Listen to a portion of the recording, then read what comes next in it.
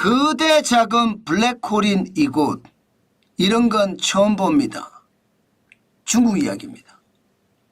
중국이 은행의 지급 준비율도 낮추고 은행 간 금리도 낮추고 기준금리 자체, 정책금리 자체도 낮추고 이러면서 말입니다. 시장에 엄청나게 돈을 뿌리고 있습니다. 뭐 바주카포 살포라는 이야기가 나올 정도로 돈을 장난 아니게 뿌립니다. 그랬더니 시장은요 폭발했습니다. 발작하면서 폭발했다고 이야기해도 과언이 아닙니다. 위기가 아닐 때, 위기일 때 주가가 한꺼번에 23% 30% 올라간다 그러면 뭐 그럴 수도 있다 이렇게 생각을 합니다. 그런데 지금 중국은 디플레이션 아니라면서요. 저성장 아니라면서요. 5% 이상 성장한다면서요. 그런데 이 시장에 지금 돈을 들이부었습니다. 그렇게 들이부으니까 지난 9월 13일 상하이 종합주가지수가 2704.09까지 떨어졌던 것이 9월 30일 3336.50 무려 저점 대비해서 23.4% 폭등했습니다. 폭등. 아니 핵등했습니다. 장난 아니게 올라가고 있죠. 저는 이런 것을 보면서요. 시장이 이 정도냐 이렇게 이야기할 정도입니다. 저도 기자 생활을 많이 했잖아요. 30년 가까이 했습니다. 기자, PD, 방송계에서만 거의 30년 넘게 있었거든요. 그런데 이런 건 처음 봅니다. 순식간에 23.4%의 주가가 올라가는 거 진짜 처음 봅니다. 저는 이렇게 처음 보는 일이 벌어진다는 것은 상대적으로 여러분 공포감이 커진다는 거예요. 왜? 경제가 진짜 좋아져서 지금 주가가 이렇게 폭등했는지 봐야 되거든요. 유동성이 주가를 폭등시켰다? 그러면 결국 실적이 뒷받침돼 주지 못하면 와르르 무너질 거거든요. 때문에 처음 본 건 진짜 조심해야 된다는 것 다시 한번 말씀드리고 싶습니다. 왜 이렇게 상하이 종합주가지수가 올라갔나? 중국이 돈을 말입니다.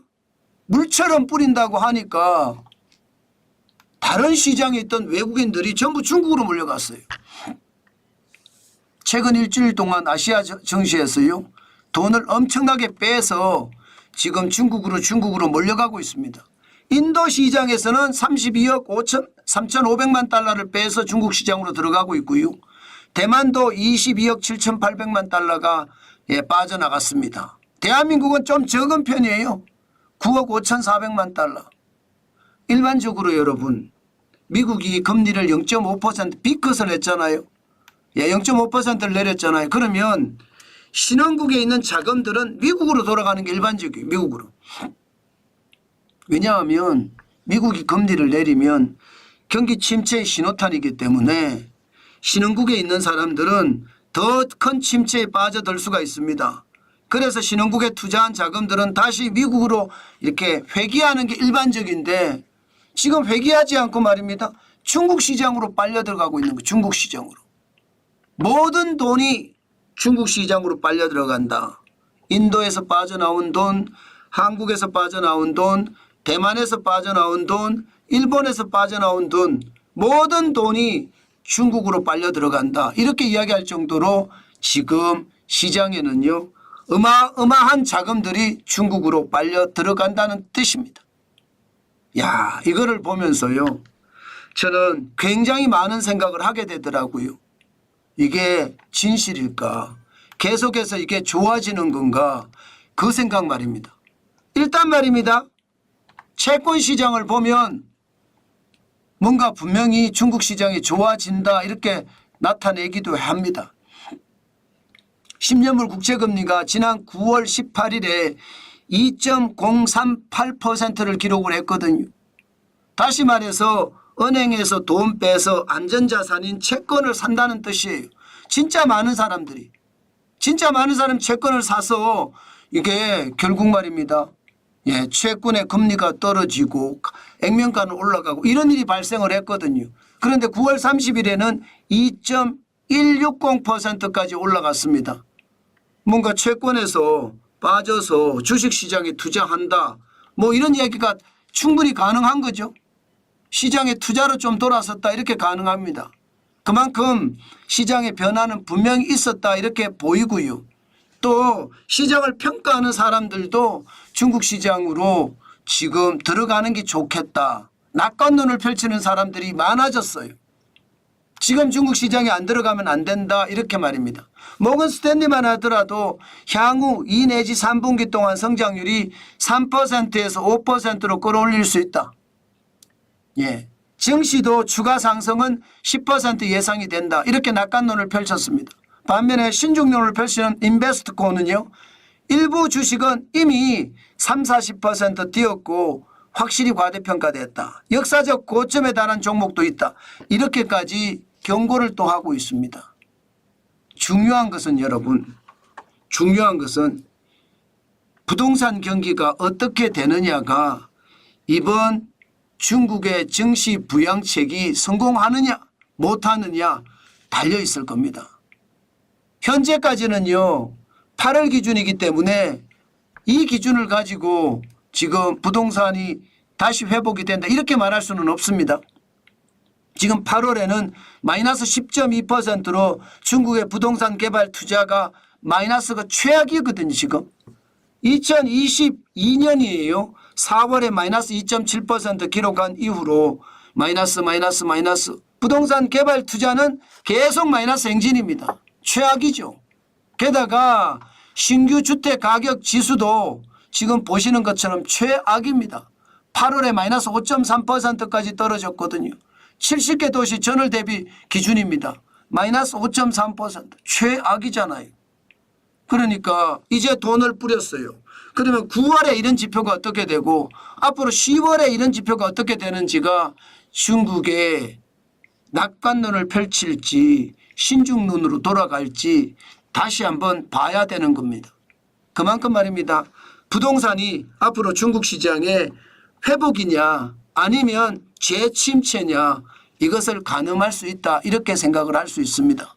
일단 현재까지는 중국 정부는 2분기에 4.7%밖에 성장 못했는데 이제 3분기에는 5% 이상을 성장할 거다. 4분기도 5% 이상 성장할 거다. 이렇게 낙관론을 펼치면서 1년 내내 2024년 전체적으로는 5% 성장을 할 거다. 이렇게 지금 이야기하고 있습니다. 그만큼 말입니다. 돈을 많이 뿌렸으니 성공할 확률이 그만큼 많다. 이렇게 이야기하고 있는 겁니다. 그렇지만 여러분도 지금 제가 그래프를 쭉 설명을 하면서 보여드린 것처럼 아마 어느 순간에 느꼈을 거예요. 이게 그렇게 해석해도 돼 하고 말입니다.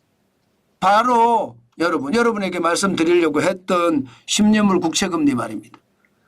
지금 9월 18일에는 물론 2.038%로 최저치로 떨어졌습니다. 9월 30일에 2.160%로 올라서기는 했어요. 그러나 전체적으로 보면 여전히 저점이라는 거죠. 여전히 저점. 기본적으로 2020년 11월 19일에 3.335%까지 올라간 적도 있고요.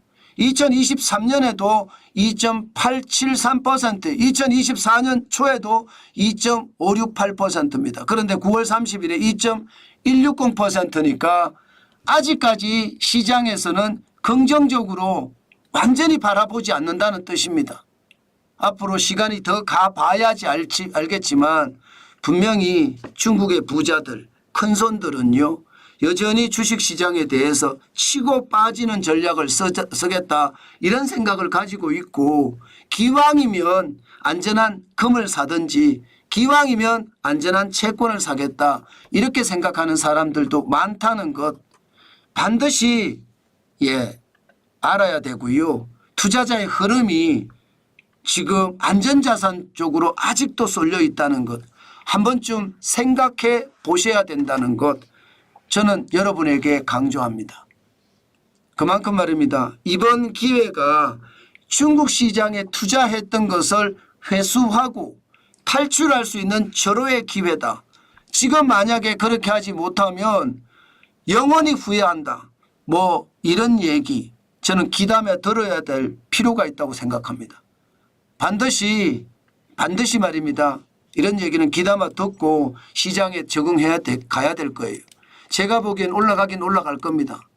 예, 주식시장도 올라가고 시장은 당분간 수치가 좋아질 수도 있습니다. 그렇지만 장기적으로 좋아질 거냐 여기에 대해서는요 저는 물음표예요. 왜 물음표냐? 그만큼 말입니다. 심리 개선이 쉽지 않다고 생각을 합니다. 청년 실업률이 20% 넘는 상황에서 여러분 이 심리 개선이 쉽지 않아요. 돈 뿌린다고 심리 개선이 되겠습니까? 일자리가 만들어지지 않으면 심리 개선이 되기가 쉽지 않은데 예, 그만큼 말입니다. 상황은 그렇게 녹록한 상황은 아니다 이렇게 봅니다.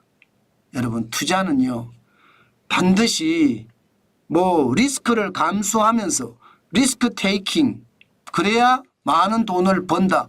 이것은 뭐 익히 알려진 사실이지만 나이가 먹으면 먹을수록 그리고 자금이 작으면 작을수록 리스크 테이킹보다는요 안전 투자를 선택하는 게 여러모로 좋습니다. 저는 여러분들에게 안전 투자를 권합니다. 지금같이 위기 시기에 자칫 중국의 이게 주가가 팡팡팡 오르니까 나도 중국이라는 거대한 배에 타겠다 이렇게 생각을 하고 잘못하셨다가는요 상투를 잡고 마는 최악의 상황이 올 수도 있으니까 항상 조심하시고 또 조심하시고 또 조심하시는 거 잊지 마시기 바라겠습니다.